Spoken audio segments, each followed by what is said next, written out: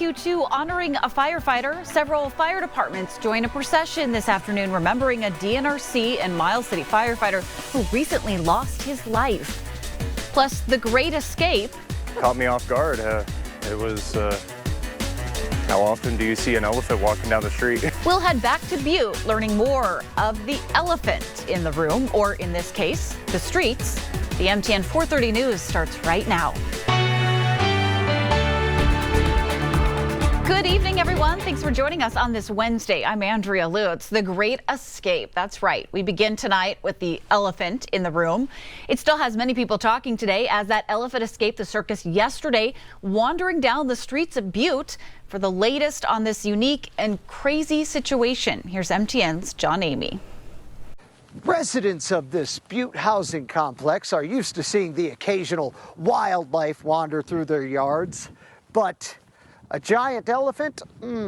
That was a first.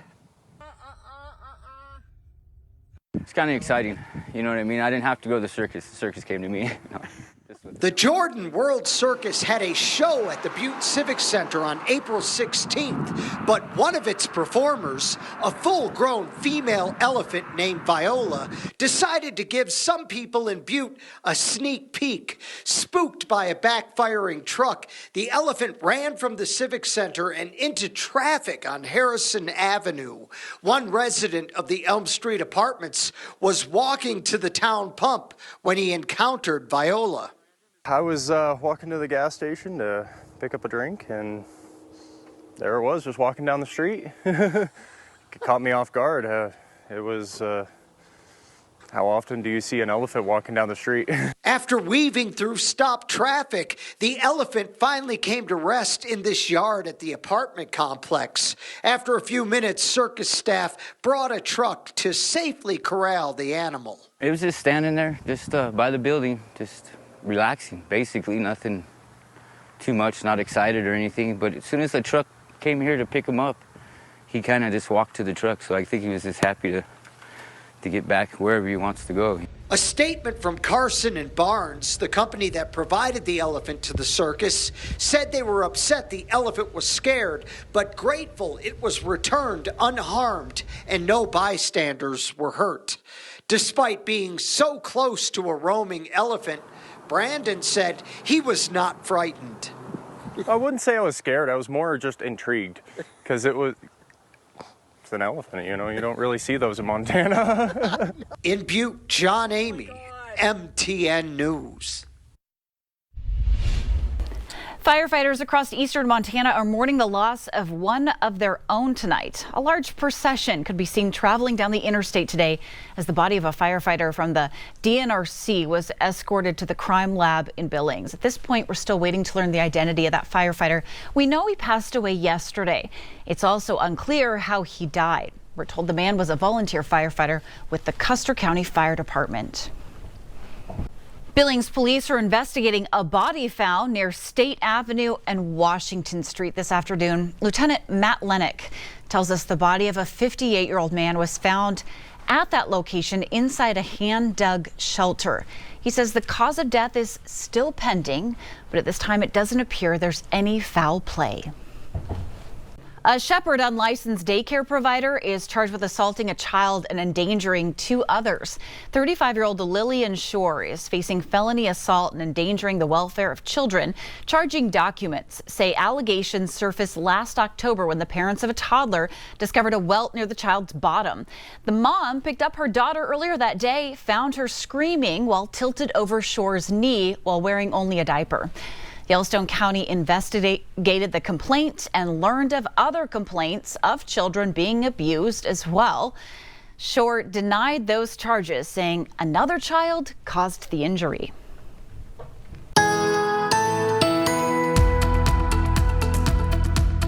Rain and snow exiting the region, but it's left behind the chillier temperatures and some wind.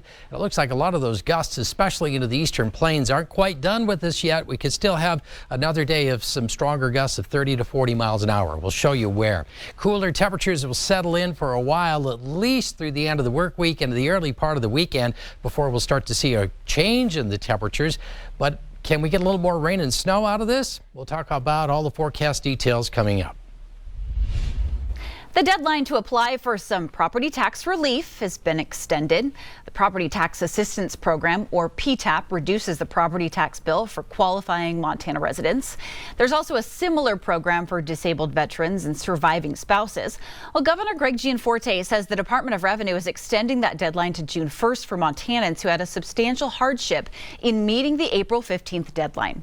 The department told MTN News that they'll include anyone applying for the first time who meets the income requirements. The Senate trial of the Homeland Security Secretary is underway. The Republican-controlled House voted to impeach him with accusations of not enforcing federal immigration laws. But now the question is how long the trial goes before Democrats move to dismiss the charges. Natalie Brand has more from Capitol Hill. Pertaining to the trial of the impeachment of Alejandro N. Mayorkas. Senators were sworn in as jurors Wednesday afternoon in the impeachment trial of Homeland Security Secretary Alejandro Mayorkas. For the sake of the Senate's integrity and to protect impeachment for those rare cases we truly need it, senators should dismiss today's charges. Republicans say they want a full public trial with a verdict, even if it's a short trial, and they're prepared to slow things down with procedural motions. This is so simplistic. You have a trial. And so I think all of us should stand up and say, if we're not going to get a trial, then everything's on the table. House Republicans who voted to impeach Mayorkas in February accuse him of breaching public trust and not enforcing immigration laws, leading to a record number of migrants at the southern border. When I go home and across this country, the voice of the people is very clear. Secure the border and impeach this man, this criminal. Speaking on CBS Mornings on Wednesday, Secretary Mayorkas said the border is broken because Congress won't do anything to fix it. We cannot resource ourselves. We need Congress to do so. We cannot change a broken immigration system. Only Congress. He again called on Congress to pass a border security bill. A bipartisan deal fell apart earlier this year in the face of GOP opposition. Natalie Brand, CBS News, Capitol Hill. A temporary ground stop halted traffic this morning on Alaskan airline flights across the nation, including Billings. The delay comes after the airline reported a problem with its weight and balance system. Weight and balance software is used to make sure the plane is loaded properly and the weight is distributed safely before takeoff. The airline says the issue is fixed and the ground stop was lifted after an hour.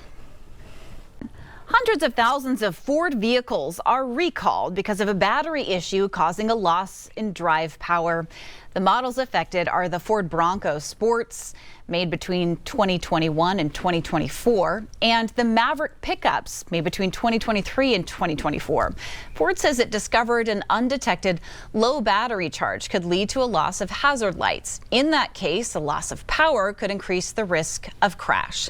Dealerships say they'll fix the issue for free. The conflict in Gaza leaves us heartbroken, but it's also creating dialogue. On Montana's college campuses, it's young people who often are up for discussing world conflict and how it resonates locally. MTN's Emily Brown has the story.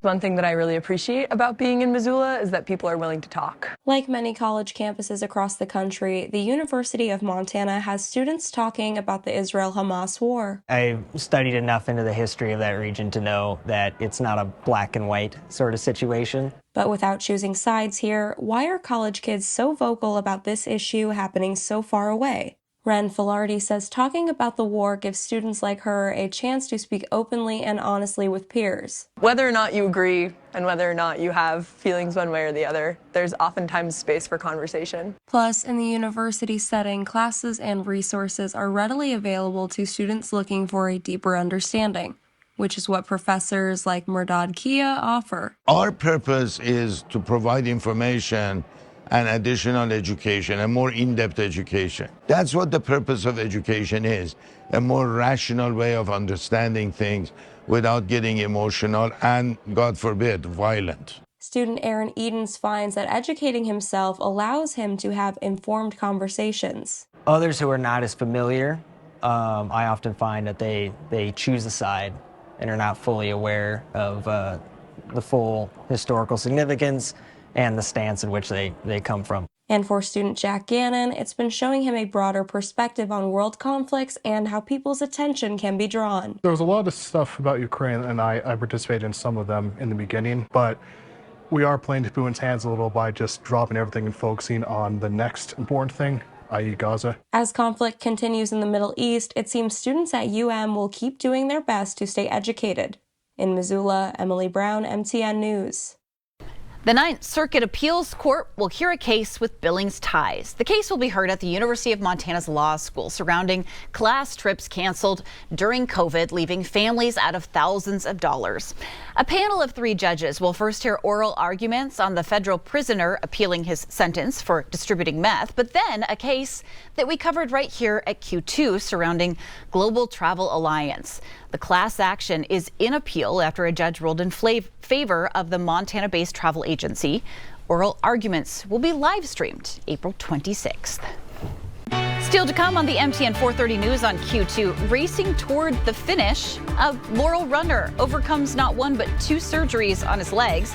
To get back on the track, we're going to meet our athlete of the week in just a bit. But up next, cooler temperatures are settling into the Magic City. How long will they stay? Ed lets us know right after this.